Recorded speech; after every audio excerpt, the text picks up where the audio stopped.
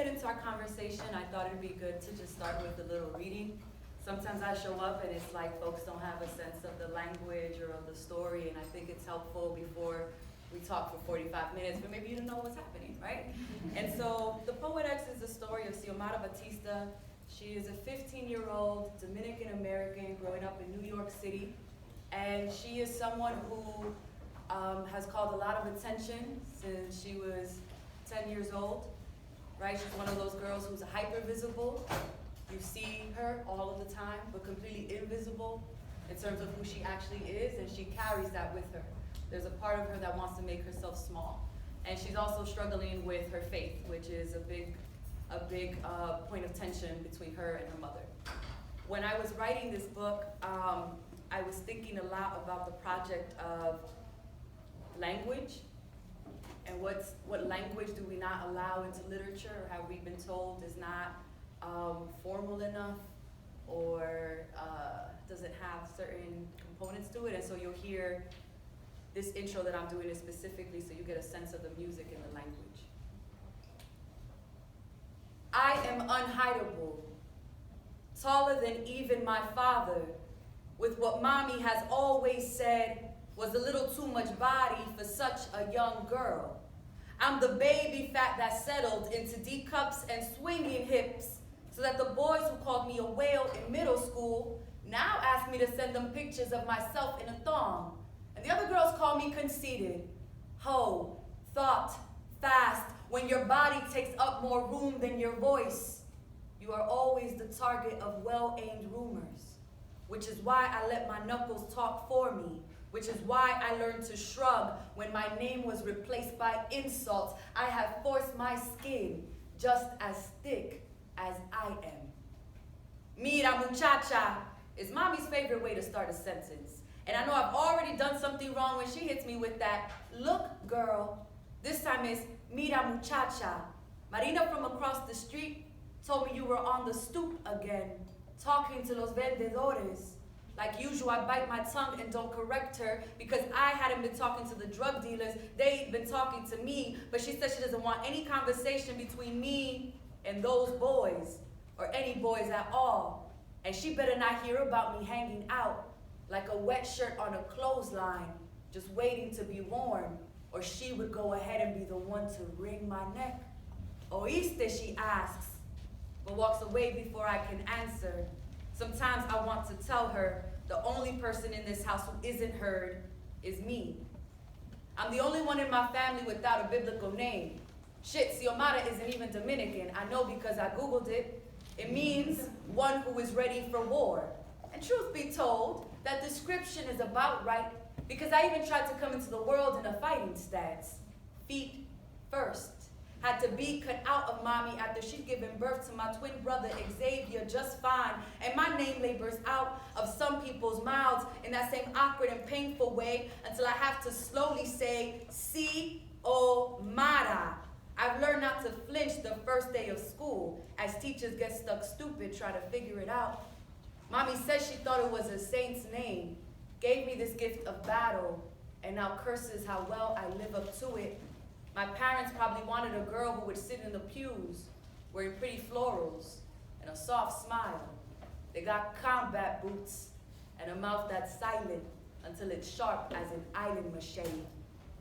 Pero tú no eres fácil is a phrase I've heard my whole life. When I come home with my knuckles scraped up, pero tú no eres fácil. When I don't wash the dishes quickly enough or forget to scrub the tub, pero tú no eres fácil. Sometimes it's a good thing when I do well on an exam or the rare time I get an award. Pero tú no eres fácil. When my mother's pregnancy was difficult, and it was all because of me, because I was turned around and they thought that I would die, or worse, that I would kill her. So they held a prayer circle at church, and even Father Sean showed up at the emergency room. Father Sean, who held my mother's hand as she labored me into the world, and Papi paced behind the doctor, who said this was the most difficult birth she had ever been a part of, but instead of dying, I came out wailing, waving my tiny fist. And the first thing Papi said, the first words I ever heard, pero tú no eres fácil. You sure ain't an easy one.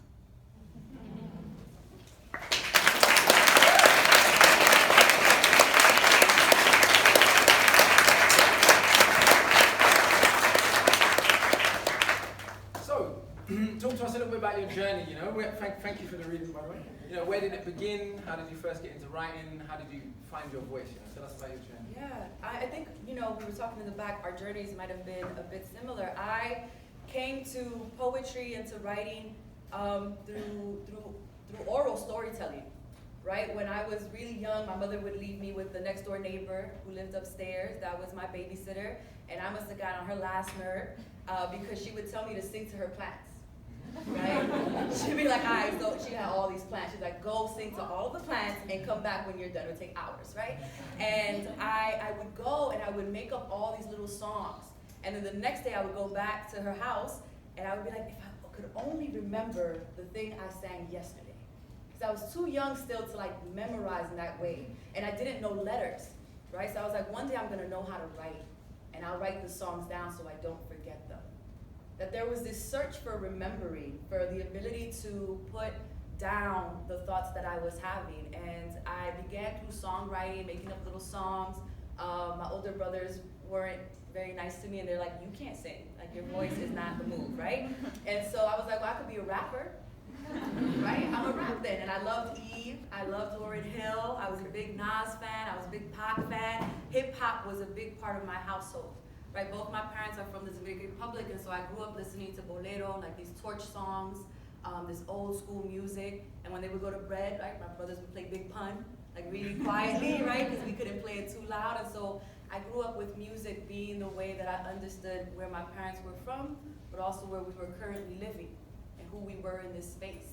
And when I got to high school, I joined the poetry club team, even though I didn't think of myself as a poet. Had never met a poet, didn't know authors, right? I thought that a poet was an old white man. I didn't know that it could be like a shorty from the hood. And then I was introduced to a world of spoken word and performance poetry and slam that completely put on its head what I considered a poet to be, to what I considered a storyteller to be. And the story of this book was I was an English teacher. I taught, which in the US is like a literature or a reading teacher. I taught 8th grade reading at a school that was predominantly of color, at a low-income school that was highly neglected in many ways. I was the only teacher they'd ever had that was of the same background in that capacity. They were at 6th grade reading levels, even though they were supposed to be getting ready for high school, right, to graduate. And I really struggled. I was 22 years old, in charge of 150 students, and I didn't know how to teach them how to read. And that was the thing I was supposed to do. These kids who looked just like me, who had been failed throughout their whole lives in this system. And I had this one kid who hated reading and would tell me time and again, I'm not a reader. I'm not a reader. And I tried to give her all the exciting books. Hunger Games, Twilight, right, Divergent, like all of the big movie stuff. I'm like, you're gonna love this. She's like, I don't care about sparkly vampires. I don't care about kids killing each other for food. Like, this is not for me. And she looked at me and was like, where are the books about us? Where are the stories that look and sound like us? And in no way do I think I've invented a form or like that I'm the first one, right? And so I went out and I did the work of bringing into those spaces the people who I know had been writing for so many years, who maybe hadn't gotten the same shine, but who were speaking to this young person. And within 2 weeks, this kid had finished everything I put in front of her. And then she looked at me and said, what's next? And that was a moment of like, oh, I think I'm what's next, right? Or I could be. Well, you are. Well, it took 4 years, but I got there. It does take a while. And how much is poet, you know, they say writers write what they know, but also I read a quote recently, I can't remember which writer it was from, it said, don't just write what you know, write who you are. Yeah. And to what extent is poetics you? You know, as I started looking into your background, and I was reading and I was like, okay. Is this thinly veiled autobiography? No, I mean, I'm right. Funny, I've just handed in, you know, the reason why I asked this, I've just handed in a novel, draft 6 of a novel. Hey. One more draft to go. And even though it's set in London 500 years ago, okay, the kid is people are going to read it and be like, this is partly you, a little bit, 500 years ago, right? So, you know, I found that quite funny, you know. Yeah. So, you know, Gabriel Garcia Marquez, the whole thing is the village that he grew up in Colombia, recreated out of his mind, you know. And so what extent is poetics you? I think the beauty of fiction is you put yourself in every character, even the characters that seem nothing like you. This is true. Right? Like I'm on my 4th novel right now, and in terms of the premise of the book, it's not my story, but that character has a lot of me in her. The poetess for sure, like I mean, she's a poet, she has this strict upbringing, she's Dominican, right? All of these things you would think map on directly. I wish I was as brave as this character, right? If there's a way that fiction is an attempt to revise history, then this is the former me, the me I thought I could have been at that age if I had like believed in myself a little more, if I had been given permission to speak up in a certain capacity, that there is that. And I would say the emotional truth, that when you are a young woman who is constantly, you know, having to deal with people hollering at you in the street, or with being ashamed of your body, right? But also kind of like, oh wait, but I'm not getting attention, like that also doesn't feel good. That when you have these complex emotions that you never see. And then on top of that, to be a Black woman, a woman of color who feels like there's an invisibility to you until you are a threat. Then everybody has something to say, right? Then everybody wants to point at you. But when you are someone who was just trying to exist and be seen and speak up, you're never acknowledged. That I gave those feelings that I had as a kid to this character, so that when kids read this, they could say, oh, there is someone who has desire and passion and struggles, but also like this intense understanding or attempt to understand who she is. And so I don't think you can look at this and be like, this is the story of Elizabeth Acevedo. Oh, for sure. Right? But I think that there is a lot of truth to what she felt. And I'm not gonna lie, right? I plagiarized myself. There are poems in here from my high school journal. Right? Like, there were some days I had to meet my word count. And so I'm like, this is gonna be what happens, like for sure. And I think that makes it honest, but it made me calibrate.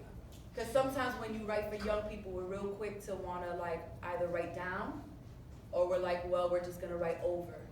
And so writing, using poems that were from my journal made me figure out, here's the register, here's the tone, here's how I make sure that I'm not just, you know, succumbing to teen angst in the way that we talk about it, as if young people don't have legitimate feelings. Did you have to edit those poems a lot, or did you find actually you were comfortable leaving them as they are? Because there's still craft differences, right? Yeah, there are. Yeah, no, there had to be some line edits, and I used a lot of mixed metaphors when I was a teen. I just thought all of the things could appear in a poem. So this Liz was like, we gotta cut some of that out. But because it's in her voice and she's a teen poet, there were times that I'm like, well, I think that's fair. I think it's fair to leave this in as it is, maybe with a stronger line break, or with an intentionality that lets the reader know I'm still crafty, but I am also in this voice. I read something, this kind of dichotomy that you're talking about between, you know, writing for teenagers and adults. I read something Philip Pullman wrote, which came to my head as you said this. And he said basically a child, you know, can be a prodigy at mathematics, at playing the violin, at football, at so many things. But a child who had the emotional, psychological complexity to write the Hunger Games would be a monster. You know, and I thought about that. I thought, what does that say about us adults, right? But you know, how do you manage that? You know, writing for an age group that isn't you, And your age. yeah, I think it's helped that I've worked a lot with young people. I've worked at juvenile detention centers. I've worked at middle schools where I taught. I also worked with teen poets for over 5 years. I was a coach for the DCU Slam team. So this was a competitive poetry team of like these 10 poets throughout the city. And when I tell you that they could write me under the table on any given day, like I mean that. And so I think a part of me also doesn't discount the amount of talent that can be there. And then the honesty, I think, of a writer of knowing like, this does not make sense in terms of this decision based off of what I know and what I've lived. But if you're 15 years old and this is the set of experience that you have, this would be the decision you might make in this moment. And so I think it's stepping back from your own ego and like proving yourself as a writer, or proving yourself as someone who would make a different decision, and just always believing in what does the character need in order to be honest. And that I think that's what young people are figuring out, right? They mess up, they make mistakes, they are attempting to figure out the world. They're in this in-between stage where some of the responsibilities are adult responsibilities, but some of the expectations are kid ones. And so it's like finding that middle ground of that voice that has to go back and forth, and so their decisions go back and forth, and not apologizing for it. Like, I think that's my biggest thing. Like, yeah, that probably was a decision you might think is stupid if you're 40, 50, 60 years old. When you're 15, that is what you honestly thought was the right thing. Like, that's a decision you're gonna make, and like, I don't think we should be looking down at that. That's what gives a young person the moment of them being like, oh wait, was that the best decision? Would I do that? Why would I do that? Look how that turned out. We have to offer those opportunities. And also, I think, I mean, we have this a lot here, right? Where adults are like, back in my day, it wasn't like this. And I'm like, yes, I can't swear because there's kids in the room. I was about to swear. Yes, it was. Yeah, yes, it well was, right? And so I see that. I find myself doing that now, right? A lot of the violence that exists in London, I saw lots of that growing up, right? But I tell myself somehow it was different in my era. They weren't as reckless, or they had more of a code, or just for whatever reason it just wasn't as bad, right? And so did you think, to an extent, I suppose even as an author, you know, fiction has to be convincing. It's trying to remember actually what it was actually like when you were 15, not through the rose-tinted glasses of back in my day it was better. Yeah, I find that the feelings don't change.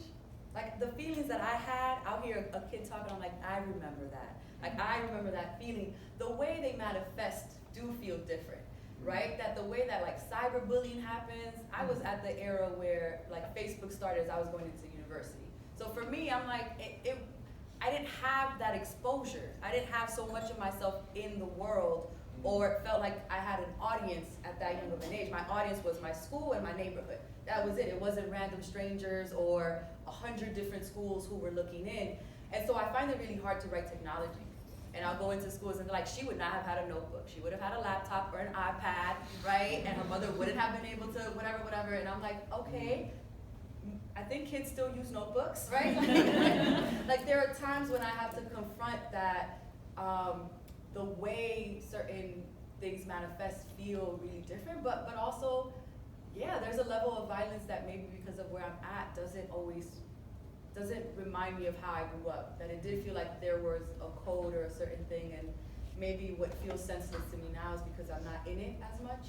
Yeah, I mean, I think to an extent it possibly is true, but then again, I sound like the old person saying in my day it wasn't like that. When I think, are we just exposed to it because of how much exposure there is to all these things? Yeah, for sure. I mean, and this issue specifically, we've had Teddy Boys, we've had the Cutlers in Manchester, we've had I can't remember the gang in Birmingham. They did the film on it. No, not 28. Yeah, no, not Burger Bars or Johnny's. I'm talking about the one they did the film on, set in the 1920s. So it's like 100 years ago in Birmingham. And so you see, I mean, the first Teddy Boy killing was them kicking a man to death because he wouldn't give them some change for a beer, right? So violence has been part of the human condition. I just wonder, when you get older, you get more, you realize how little you knew. Yeah, and how I suppose how dangerous maybe your upbringing was, depending where you grew up. And I think that is perhaps where some of the romanticism is coming from. But it feels like the intensity in younger characters is also partly that they don't see the danger in quite the same way. Do you know what I mean? Well, I think things feel, the idea of time is so different. Right? Like even when I would talk to students and I'm like, you know, if you pay attention now, this will help you in 4 years when you're trying to go to college. That idea, 4 years is a long time. Man, I can't think about 4 years right now.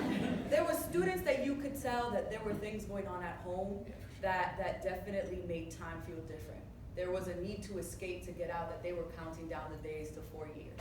And so whatever they had to do right now, because they had that perception of where I need to go, it was what was keeping them going.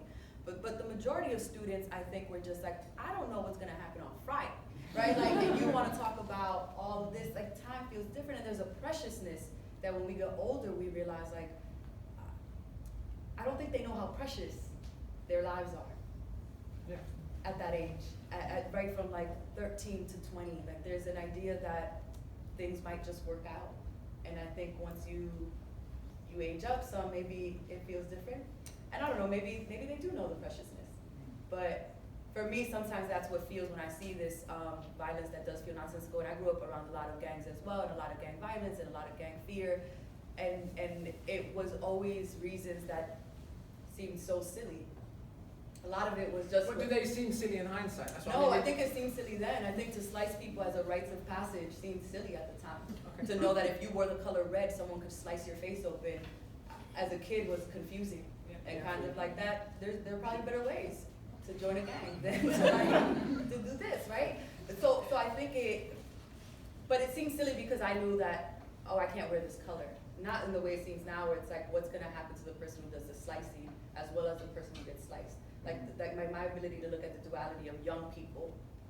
You just like, I can't wear my red Jordans. Right, I couldn't wear red bandanas. I'm like, I love red bandanas. I love wearing blue. They took all the colors too, so it's like, what am I supposed to wear? Y'all got everything. Two of the major themes in the book are love and religion. And I just, I wanted you to reflect on that a little bit. Yeah, I mean, love in many forms. This is a character who has a really fraught relationship with her mother,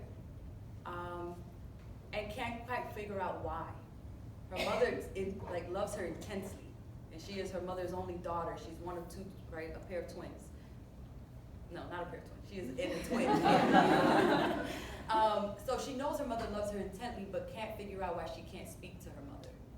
Like, why can't she understand her? Part of it is generationally. Her mother was a lot older when she had it. Part of it is because her mother's from another country where the traditions and cultural norms are just different than the ones in the US. And so she wants her mother's approval, and she wants her mother to check off on the decisions she's making, but also feels a lot of resentment towards what her mother wants her to do. And so that complicated love of, you are the woman who I should be looking up to, but I don't know if you are the woman I want to be, and I don't know if you're a woman I like, right? Which I think can be a hard thing to think of your own mom, right? And I don't know if you like me either, because everything you say to me is a critique or is a piece of feedback that doesn't show tenderness. And so what happens when there's this intense love between mother and daughter, but you literally cannot see the other person?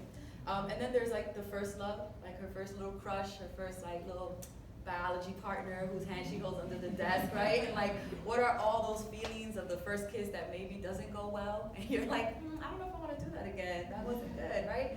So trying to tap into all of the different ways that you can love, and then how she learns to love herself, right? And love her own voice.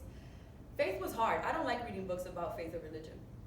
I haven't found them particularly interesting in the past. I think that they can be very didactic. It's like, here's what you should do, here's what you should believe. Or at the end, something happens, and now all of a sudden the character has faith that is renewed. As opposed to, what if it's a thing that you question for a long time? What if it's a thing that you question forever? What if it's a thing that evolves and changes depending on your circumstances, and there is no easy answer? And so I didn't want to write a book about religion. I wasn't trying to write about faith. I wanted to write about poetry slams and what happens when a community comes together to talk about the things they feel. And I was at a workshop, and we had to pull phobias out of a hat. This is a random poetry workshop, and the phobia I pulled out was hagiophobia, a fear of saints and relics. And so I started writing like 4 little passages unrelated to this book that I had already abandoned 4 years prior. And so I wrote this whole thing of a young woman who has to kneel at an altar to the Virgin Mary. And when I wrote that, it was like, oh, this might be the heart of that thing I was trying to write before. Because look at what this moment then does, the conflict it creates, and what does it mean to have turned to prayer and that language and that recitation as a place of solace and comfort, and what is the relationship that has to poetry and like community and speaking up and speaking out also as a source of comfort, and like what happens if I smack these two things together. And I had no plot, I didn't know how it was gonna end, I had no easy fix. It was just, I wanna see what happens if I create a rupture between this. Say that word again, sorry please. Rupture? The word, there you go, the word for fear of saints and relics. Of hagiophobia. Had anyone else heard that word before? Me neither. I had to Google it on my phone. We got like 2, I'm glad it wasn't just me, I just wanted to do a check. No, I didn't know either. It was amazing that was the word I got. Yeah. So I watched a TED talk of yours as well when I was prepping for this, and you talked about how, violence against women haunts your work, and how in a way you want some of your work to become obsolete and unnecessary, because the world is changing so much that it won't feel necessary. I just wanted you to reflect on that. Yeah, my parents are from the Dominican Republic. It has one of the highest rates of femicide on that part of the world, and it's not a massive island, right? Half of an island to have the rate that it has. It has one of the highest rates of sex tourism, and sex tourism of young people in particular. And so I feel like there's so much in my history and in my past and in my lineage of the things that have happened to the women in my life that I'm always thinking about, that they've survived. But then just growing up in a city where there was so much sexual misconduct as pertained to young women, and where it just became the norm. This is just what will happen if you walk down the street. Doesn't matter what you're wearing, doesn't matter what you're doing, like you always have to be on guard. And I think that kind of intense fear of always being on guard is a thing I can't escape in my work, right? That my characters have to face that and name that and deal with that. And I try to bring in joy and hope, because that feels like an important part of the work, but I hope there is a day that I don't have to write with that shadow hanging over my text. But it feels like to not acknowledge that reality is dishonest at this point in time. And so I hope that, obsolescence is what I want to write towards. I have so many poems. Prior to writing this novel, I was a touring poet for many years, and the poems that have the most viral views or whatever were poems about, what are the things that we grapple with as women. And I hope there's a day that those poems are unnecessary, that you don't need to show them in a classroom to talk about consent, that you don't need to talk about them in order to help someone, unearth what happened to her, that these aren't needed. Or if they are, they're relics, right? Because it's not as common, but right now it doesn't feel like we're there yet.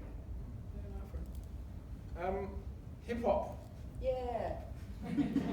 Cole or Kendrick?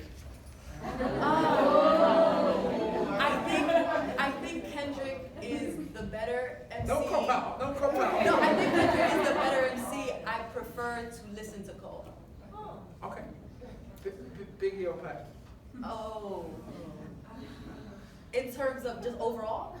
Biggie or Pac? That's the question. There's no more to the question. No answer to application. Oh. It always gets technical. When you ask hip hop heads, it's like, well, on what ground? I feel you. Because I would do the same. I think Biggie has better wordplay, but I'm going to listen to Pac. I think Pac has more passion and more storytelling. Okay. Jigger or Nas? These are hard questions. In 1996 or 2008? And before Jigga made this last deal with the NFL or prior? That also matters. I feel like that was a slight diss to Nas more than Jigga. Because when you say in 1996 or now, if we know who's had the hotter career since 1996. But Illmatic, if we're talking about Illmatic, yeah. Illmatic is an incredible album. No doubt. No, I would say I think I find myself listening to Jigga more. But in terms of who influenced me early on, it would have been Nas. But these days, I think if you look at the body of work, like Jay-Z is best rapper, period. Okay, fair enough. You might be a little bit younger than me, so this question might not apply to you. Nice. But I'm going to ask it anyway, right? Kane or Rakim? Rakim. Okay, Yeah. All right. That's an easy one. Huh? Ask him now. Right. I'm not answering those questions. Top 5 that are alive. This is the worst question ever. Without justification, just read the names off. My personal top 5, Your personal because that's top quite five. different to what I think objectively is. Not a blog post, just your top. In no particular order, by the way. Yeah, this is in no particular order, because I can't go from 1 to 5. DMX? Okay. Curious? Pac? Yes. Agreed. Lauryn Hill. Q-Tip. No. Crowdsourcing? Jigga? Okay. Okay. Last 2. Choose wisely. I know, it's difficult. I'm trying to be honest about who's influenced me the most, Okay. rather than who I think. Like Lauryn Hill, for example, at craft, Sure. 100%. Agreed. But I'd be lying if I said Lauryn Hill was the biggest influence on me as an Gotcha. MC, and also she doesn't have a rap album. Right. She has some albums on which she raps occasionally. Yeah. That's not even a diss. No, that's fair. So in those 10 minutes, she out-rapped everyone else who raps. So don't go ooh like I was dissing her. Like, what I meant was, she's so talented, she sings and raps and does both incredibly. Entirely fair. Right, I got but there isn't a Lauryn Hill album like Illmatic, right? Where she raps from No, start to it's not a finish. hip That's what was meant. album. Yeah. I'm trying to act like I was picking on Lauryn Hill. I met Lauryn Hill the other day. It was the first time I've ever fanboyed for anyone. Oh. Like I felt like I didn't even fanboy for Nelson Mandela. Was she It was one of these weird things where I've never met anyone else class who had this effect on me before. Yeah. You know, Yeah. you think I'm starstruck, idiot thing. or as Jamaicans would say, me a star talk. And I walked in the room and I was like, oh my God, it's Lauren.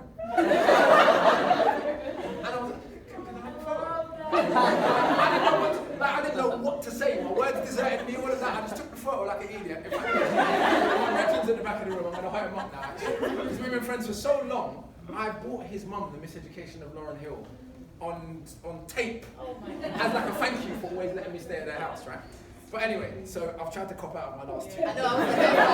So what did I say? DMX, Pac, Jay, Nas. Yeah. Again, technically I would say Andre. Like technically Yeah, for craft, that's but a good choice. not for influence on me. This is going to shock you lot. For influence on me, if I had to name a number 5 today, only today, I'm going to say Prodigy from Mobb Deep. Oh. If I had to name a number 5 today, for me. Interesting. But again, I don't think that list correlates with. No, no, I didn't say. No, I'm sorry. Scratch Prodigy. I love you. Pun, big pun. Okay, Big that's pun. a good choice. Big pun. I checked pun off. That's Yeah, good. Big Pun would be number 5 for influence on me. When he came out and the way he was using words, it's just mad. No, it's unlike anything, right? Just the ability for wordcraft, for rhyme, for internal rhyme, rhythm, right? Like the meter of pun, Mad. so fast, right? I think a lot about how much of hip hop comes into how you write prose. Like when you were writing and I know that was nonfiction and historical, but when you think about it, do you still find yourself thinking about the rhythm of the sentence? Like at the level of the line, are you looking at, No, yeah, you know what I mean? that's a good question. Like I does think, hip hop come into even non-poetic things? no, I think so, because I think that for so long the primary form in which I wrote was rapping. Yeah. And as anyone who knows my stuff, I write long dissertations in Yeah. rap, right? Essentially. And so I feel like even when I'm writing, I always read the work aloud, even the prose work. Yeah. So I read it aloud, and the publishers ask me, do you read this aloud when you're writing it? And I was like, yeah, I do, because if it doesn't sound good out loud, I kind of, and I'll look on the page and I'll be like, right, especially in the prose thing, is that too much alliteration? Is it a rap now? Is that enough?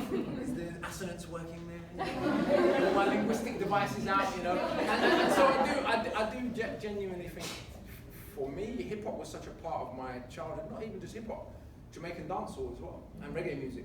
All of those forms of music was such a huge part of my upbringing and who I've become and the way I view the world, that it's kind of impossible for me to write anything that doesn't in some way speak to that vernacular. One of the things that people who've read the book always talk to me about is, I can't believe you swore.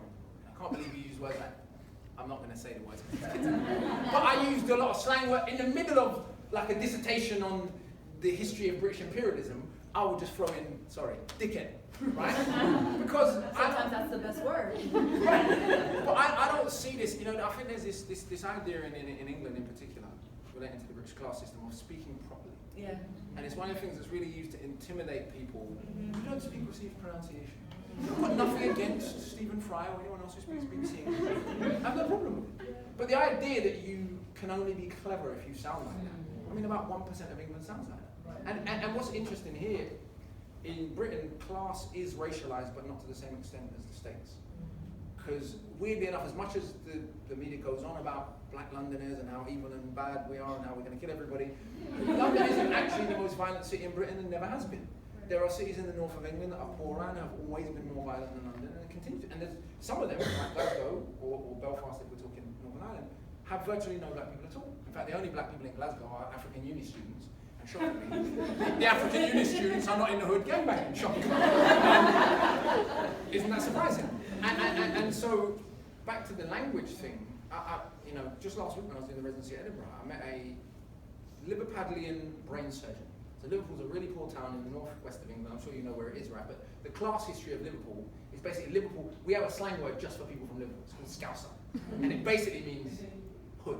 Yeah? The whole of Liverpool is considered one big ghetto, right? And so imagine meeting a tough boxer from Croxteth, which is a bad neighbourhood in Liverpool, but he's a brain surgeon, and he was talking about all the things he's been through. Just looking, like white guy, looking the way he does, talking the way he does, and people in England not able to process the fact that he's a brain surgeon. All of that sort of stuff. And so I kind of wanted to be like, well, you can write a piece of scholarship in which you also talk the way you do. You can go on Newsnight and talk the way you do. You can go to Oxford Union with your hoodie and your woolly hat on, and then the people in the audience sort of have to think, right, next time I see somebody dressed like that and somebody who talks like that, maybe I might have to reconsider all of my assumptions. It's easy to put a suit on and become posh and be like, look how respectable I am now, I've got a suit on. But when Justin Timberlake dresses the way the man them dress, it's cool and cute. When Ed Sheeran dresses the way the man them dress, it's cool and cute. When Prince Harry, which one's the ginger one? Dresses, you saw him doing that. When he dresses the way the man them dresses, it's cool and cute. So how come it's not cute on the people who pioneered it? And so I think I try to balance the language a bit in that. I think about it a lot when I write. Both the rhythm, like the question of rhythm and like the sentence and how does it move, but also like what is the ways that we think we have to be respectable in order for something to be the kind of widespread success that we might think it could have, right? For so long, like there are so many writers who have written in the language of the places I'm from, right? And have not been able to crack open the door, have been told, well, if you write another language in the text, it has to be italicized, right? It has to be like this. If you write in slang, there can only be these many words, and it can only be when it's dialogue. It can't actually be in the exposition, it can't be in the narrative. It can be in voice, but we need to believe that the writer knows better, right? That there were all these kinds of pressures that I came to the text thinking I would have to uphold, and really just had no stake in that project, right? That when I think about like who I want to be able to access this book and who I want to read it and feel like, yeah, that's my homegirl, I know this character, right? I was so specific and intentional. And it sounds like your project of audience. Who do you want to read this to be like, I can sound and move through all of these different registers and code switch in every direction and drop a Jay-Z reference and talk about Foucault, like that these are the ways that and we're just chilling, right? And like that is, I think, a project I'm seeing a lot of people undertake in poetry and prose and nonfiction. Right now, I think there's something that's happening where it's, let's keep frustrating the language, right? As a source of comfort, because that is how we speak, right? That we have to move back and forth. And so I'm excited to hear that you're considering that in every capacity, but also like who is that going to invite to text? Yeah, I hope so. And I think a lot of this, like I said, is just about also who it doesn't invite, who it excludes talking a certain way. And it's not that there is one way to, just the idea that there's one way to sound clever, basically, is what a lot of this is sort of based on.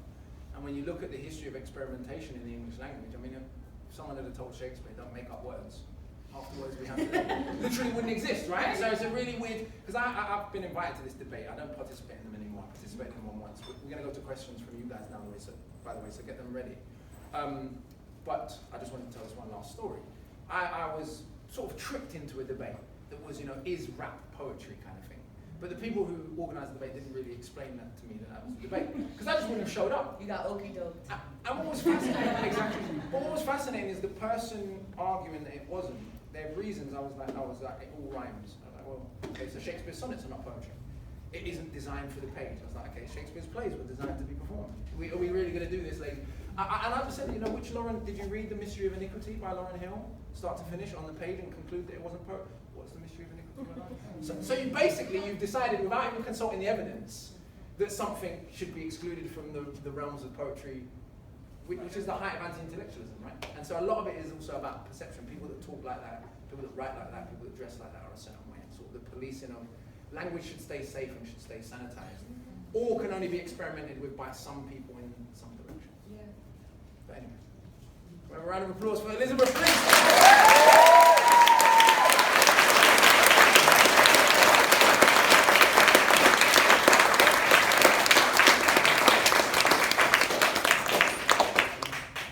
No roving mic.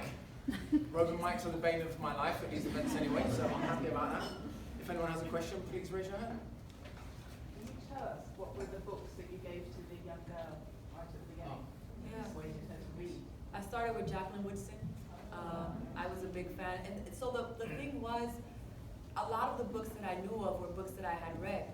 And so when I was her age, so although it had been 10, 15 years since I had sat in her seat, the books that were still circulating were almost the same ones, right? And thankfully, Jacqueline Woodson, pretty much Miracle Boys, right? Sandra Cisneros, who wrote The House on Mango Street. That was the first character I'd ever seen that was a Latina character from a hood that looked and sounded like me, even though she was Mexican-American, which is very different than, you know, Caribbean. But here's a character with similar kinds of things. Julia Alvarez, right? Time of the Butterfly, but also Before We Were Free. I put Walter D. Myers, Monster. Like, I try to put all these books into her hands of authors that I felt told a young person, I love you. That I think there are authors you can tell when they read their work that, like, the book loves you. Like, there's a tenderness for you when you arrive, particularly if you're of this background. And so that's what I want her to find, like a gentle landing place into stories that she didn't think might have something for her. Go ahead. I used to work for an organisation here called Survivors Poetry, and the sort of things we did were to encourage people maybe to speak and read a poem of their own for the first time in their life. We had sort of support so that people were put in touch with a poet with more experience, and say after writing 30 or 50, a book of theirs would be published, which would give a lot of self-esteem, and you know, all sorts of things like this. And most important things were sort of monthly readings, including ones at the Poetry Cafe in London, where they do book slams. And you know, people just come along and they pay their £1 admission, and they can read whatever they like. You know, there's no monitoring things. There's nobody sits there and makes comments. So you know, you do what you like, and people take it as it stands. I just wondered whether you've used anything like this in your teaching or in any other part of your career? I think that when I approach teaching poetry and like how do we make spaces, particularly for people's stories and for folks who have dealt with trauma, I don't like pushing people to write trauma unless that is what they feel like writing. Sometimes you'll have a creative writing instructor come into the room and like, you know, what's the thing that's hurt you the most? And then you have all these folks writing and opening that wound. And I am not a trained therapist or psychiatrist in any capacity. And so I just am mindful of how to make space. So the one thing that I always do is give a lot of multiple prompts so people can choose, particularly if you're surviving certain things, having the choice of this is what I want to write. I always make it, you are allowed to speak up if you like, and I make space for people to share, but only if you want to volunteer. If not, then just tell me the title or just tell me one word that you wrote down to do that space. And I used to host a monthly open mic in Washington, D.C. I think that's something we did actually take on board, you know, from the way it started. And you know, people were encouraged to write on any subject they wanted. And that's great. They were not under any. I am going to have to go to the next question.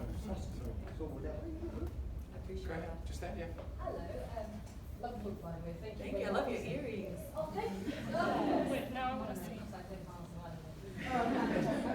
One thing that really struck me, because I did creative writing at uni, and one of the main things is that, because I'm Jamaican, and especially being a child who grew up in Jamaica a lot in Old Harbour, not Whole Harbour, sorry, it's a Jamaican thing. We speak Patois as well as we speak English. We mix together code switch. And when I was writing at university and I added Patois in, a lot of the lecturers were like, well, we have to Google that then. We don't know what that word means. And I said, well, I'm writing specifically for people like me who grew up in Croydon, who are West Indian, who had a shop like me, you know, kind of those type of people. I want to, we appeal to those. And I always got so much pushback. We don't understand now what you're talking about. So in terms of how you mix the Spanish with the English, how much pushback did you get in terms of like, it was so seamless. Like when you write English, the Spanish is there. I didn't even realize it's Spanish. So I was, oh, that's Spanish. Let me go and translate that. But what you're saying, go back. So how did you manage to do that so seamlessly?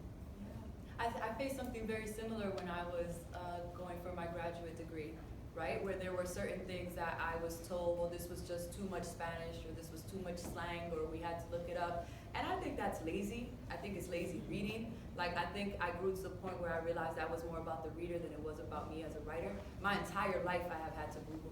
I had to like listen to Google Translate over and over to make sure I understood something. I had to listen to, is it Proust or Proust, because it changes depending on who we're talking about. Like, and I can't show up as one of the only women of color, of Black descent in this space and not know how to say things. I am not allowed to be the ignorant one in the room, right? Because it's too much of a ramification on everybody I quote unquote represent. And so I felt that pressure in these spaces of having to perform a certain kind of knowledge base. But then realized nobody else in this classroom felt that pressure. They out here putting question marks on the side, right? So by the time that this book was ready to be published, I didn't care, right? Because I realized that if you came to this book and you're like, this is too much Spanish, this is too much this, it's not for me, you're right, it's probably not. Not because I don't think it's for you, but because you have chosen that doing work when you arrive at literature is too difficult. You have to do work when you read my text. I require it of you. Yes. I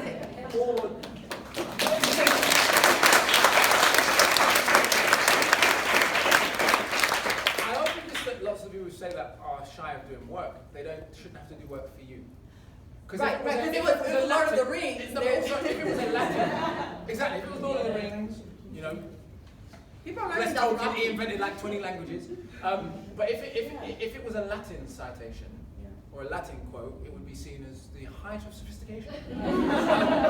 So it's that I shouldn't have to do work for you. Well, it's a stumbling for something that you could make easier for me that isn't adding anything to the story. If it's Greek or Latin, that is adding a layer to the story. But so there is that, right? Like, of course, there's an inherent, there's an undertone here. And I think that's why by the time that I had arrived to publish this, I just didn't have that sense. And my editor did point out, like, you know, here are all the things. My editor reads Spanish, so she had her assistant look at the text. Like, here are all the things that she didn't know, just so you have a sense of what a reader who doesn't speak Spanish is going to stop. And so I had to make certain choices on how many times do I want you to stop on one page if you're not a Spanish speaker. I didn't change many words, right? Like, there were a few times where I'm like, the point of these 3 pages, my changing this word, I really just need you to get here. And so I'm okay changing that one word or adding a little bit of context. But for the majority of it, it was the language and you being in her voice was more important. And I was okay if you stopped and went back. And the good thing about poetry is that you often stop and go back. That is the project of poetry. And so if it does that, that's okay. 1, 2, 3, 4. If we get through them. I'll speak quick. I'm very Okay. That's right. So, what can we do about like the trauma tourism in literature when we feel like diverse voices are like obliged and like forced to write a certain narrative? Like, I'm Colombian, and I feel like what is expected if I write a story is about like drug traffic or like about the very violent history of my country. What can we do so people that don't comply with the norm can see themselves in other things that are not like, I don't know, a reflection of the history or where they come from, or I don't know, things like that? Yeah, I mean, I think it depends on how you're asking the question. It sounds a little bit like both as an audience, as a reader, but also as a writer. And so I think as a writer, you just got to write the story that is in you that you want to get out, right? People were very surprised that my books have nothing to do with Trujillo, who was the largest dictator the Dominican Republic has ever had, who was there for over 25, 30 years. I don't mention Trujillo once in any of my books because a lot of people have written about him. Right? And I don't need to be the one to talk about that. But there are stories that might be considered typical or struggle bus stories, and like, yeah, I'm gonna write about the hood and I'm gonna write about these things because that is the story I want to tell in this particular way. Right? My second novel is about a young woman who is a teen mother, who is struggling in school, who doesn't know if she can make it. That is the kind of story that people would be like, oh, that is stereotypical, until you realize that she has magic, that she wants to be a chef, that when you hear the story, it's actually a love story, right? And so that I think it's about how do we as writers subvert the expectation, right? We're not going to give you what you want, and if we bring it up, we're going to come at it from an angle that actually you didn't expect. And I think we have to continuously do that. That's how we keep readers on their toes. As readers, it's how do we tap into just a single story, right? Chimamanda Adichie says. This is her idea or how she's phrased that in particular, but when do we only expect one thing from one group of people? And I think we do it regardless of what background we come from. And so we also have to then be more critical readers.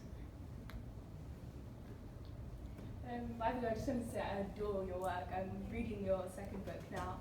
I just wanted to know, like, why did you choose to portray Siamada's story from such a young perspective? Because she's my age, and when I read it, I felt like it was speaking to me, like it was me. I could relate with so many of the points and so many of the pieces in the story. Like, why did you decide to go so far back at such a young, delicate age to portray a story? I think there's something powerful about when a person first encounters firsts, right? The first time that you really think, I don't know if I want to do this act of sacrament with this religion. The first time you're really like, I'm going to push back against my parents. The first time that you're like, I really kind of feeling this person, I'm gonna shoot my shot, right? That there's a lack of jadedness, of possibility, of fear, of risk, that for me was exciting to delve into, but also because I think it's such a critical age to start talking about boundaries, to start talking about like, what are the things I wish I had known? As I look towards the generations that are coming, and like, I think about what book like templates do they have, what blueprints, what are all the things that maybe if I had been told, I would have been more self-assured much sooner.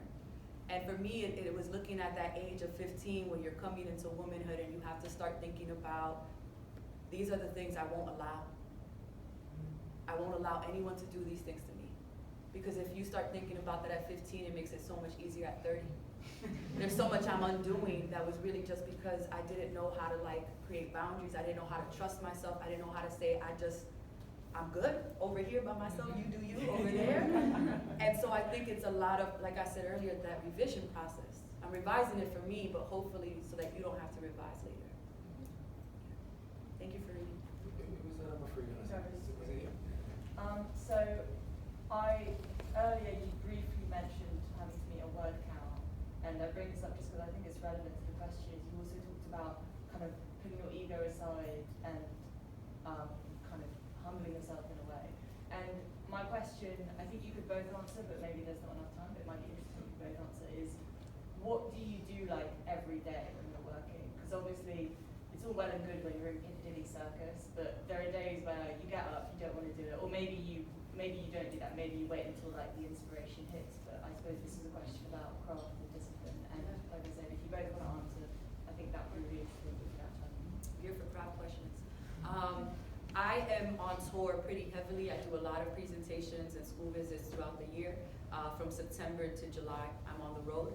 And I take December, parts of January off. So I write manuscripts during the summer. And I have 2 months to finish a manuscript. And that is it. And so if I'm going to meet the next book or the next deadline, I don't have a lot of time to play. I've had 10 months to think and to sit and to process. I can't write when I'm on the road. It's too many voices. Like, this is all great, and then I go back and I'm thinking of all the questions and all the things that I'm trying to write a character, and there's too much in my head.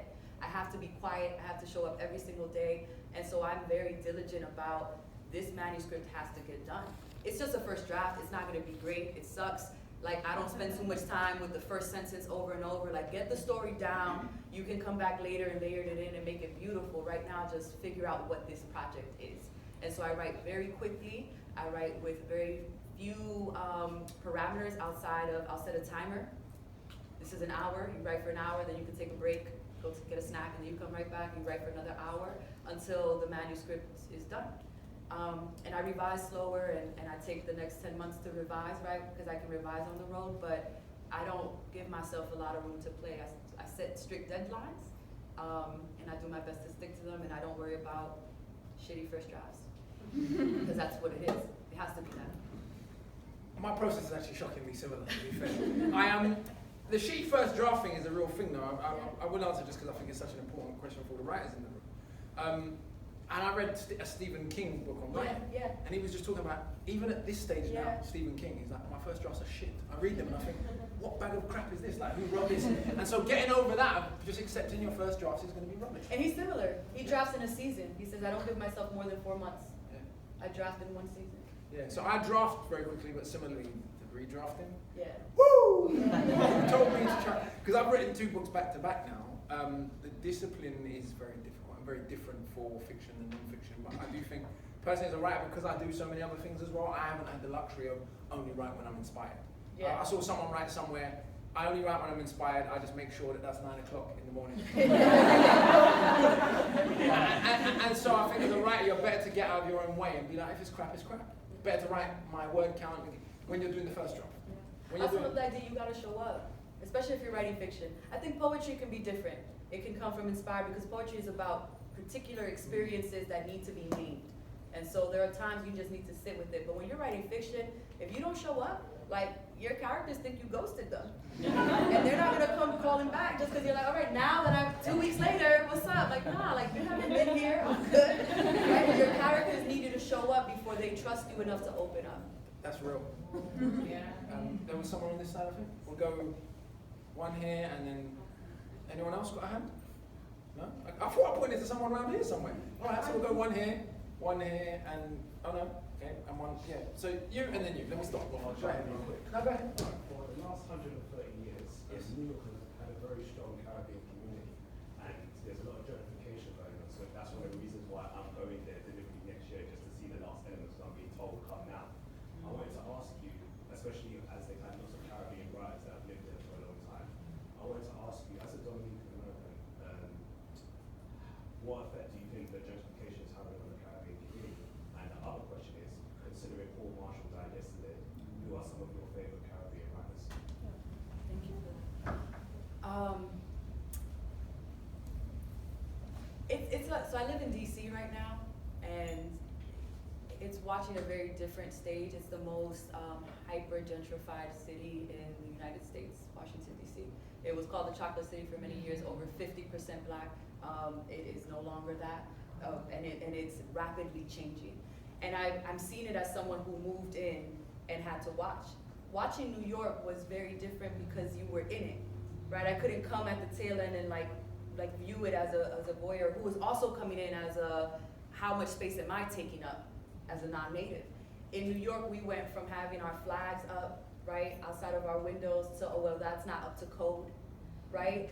I live right by a university, and on one side, it was where all the students and the professor lived, and that was always well kept. That always had people picking up garbage. That was always policed well. And then on the other side, Amsterdam Avenue was all gangs, rat infested, highest rate of rats in any borough, any street of New York City was the street that I lived on growing up, but only on this side. I don't know how they kept the rats over here. They had some secret stuff happening, right? And this was a predominantly Caribbean community that had to grapple with these difficult things until it got a little bit better, a little bit safer.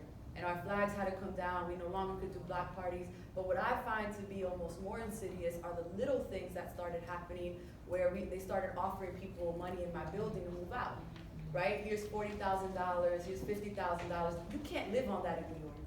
But that felt like so much money at one time for people. So you started seeing all these families leave. And my apartment complex had 20 families in it. It went from 20 families to 4. My parents still live in the same household. And all of these students from the university started being brought in, right? They redid the apartments. They're now renting them at 5 times what my parents paid. And these kids started calling the cops on my parents because the music is too loud, because they talk too loud, the TV's too loud. The whole culture of the building where you could knock on the door next door and like leave your kid there, or you could play the music and leave the door open because the whole building was celebrating, right? That there is something about what happens in community when you have to leave your home, which is traumatic. And so you create this new village, and then someone else comes in and it's like, nah, this right here, we have to dismantle. But you can't look at it and like you can't figure out how to stop that.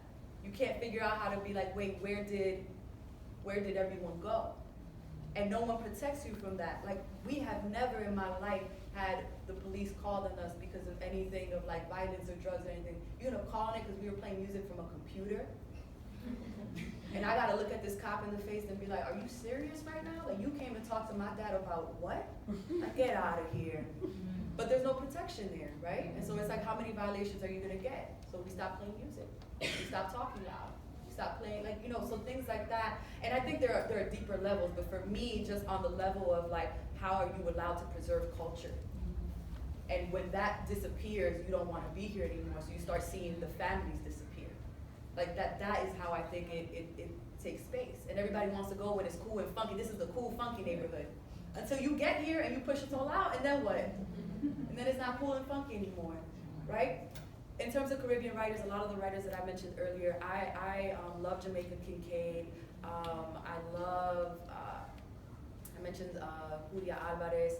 I love so many Cuban writers that I'm thinking of. Right? I'm thinking of Morejon. Nancy Morejon was an incredible Black queer poet from Cuba who has traveled to the States. And so I look a lot at all throughout the Caribbean, but mostly Hispanophone. Yeah, because that was what felt more like this in-between language as well as in-between culture for me growing up. This will unfortunately be our last question, I think. You said Yeah. Right. So I just wanted to ask, like, being brought up by Caribbean parents as well, like my mum being here in the 50s and my dad being here in the 40s, it's always been ingrained within me that I have to work twice as hard. Do you think that still applies within the creative space, considering you both published works? And did you face any fears before putting your work out there? And what were the biggest obstacles you faced? If that makes sense, it's quite complicated. Sorry. Yeah, no, that makes sense. My parents never said that quite as explicitly, although I think I grew up with it in the background, right? I don't think my parents knew what I was doing for a long time. The idea of a touring poet is like, really, did they pay you for that? Like they couldn't really conceptualize it. And so although I was doing better as a touring poet than I had been as a teacher in terms of like monetarily, my parents wanted me to go back to teaching because it was a thing they understood. You could be at the barber shop or at the bodega and say, my daughter is a teacher. They didn't know how to be like, she says poems out loud for an hour. That wasn't it, right? And then my book came out, and once there was a tangible thing, like my father walks around the neighborhood with a folder of all my newspaper clippings that he like shows people, has me like sign all these templates so that he can hand them out. Like my parents are hustlers. No, they will go into like the barber shop, they go into the salon, they're like, I got books, right? They're all in the book. It's wild. So once they could wrap their head around it, they were behind me, but it took a long time for them to get there. I think that the pressure of being twice that good came intrinsically from me. That part of what I feel of having to have a book a year, of having to push forth, is coming from a scarcity model of like, if I stop, someone else is gonna take my spot. Right? We aren't allowed to have enough of us here, and like, there's always a new hot thing that's coming, and so the moment that I give this position up, someone's gonna come off the bench and take it from me. And it has served me in that it means I produce, but it is such a disservice to what it means to be an artist. To take the time, to take the moment to be like, I'm not fruitful right now, I just need to read. I just need to pause, I just need to rest, right? Because I'm always grinding because of such a fear of, I can't let this life go, and I've worked so hard to get here, and it can be taken from me at any moment. And that kind of fear is, I think, something to really, that I have to confront and that I'm working on, but that I think a lot of artists from the Caribbean, of Black descent, a lot of us who come in and feel like there are only 10 spots. It does something to our spirit though, in terms of how we create, because then we're rushing and we're creating for a market as opposed to creating because there's something in our heart that has to be said.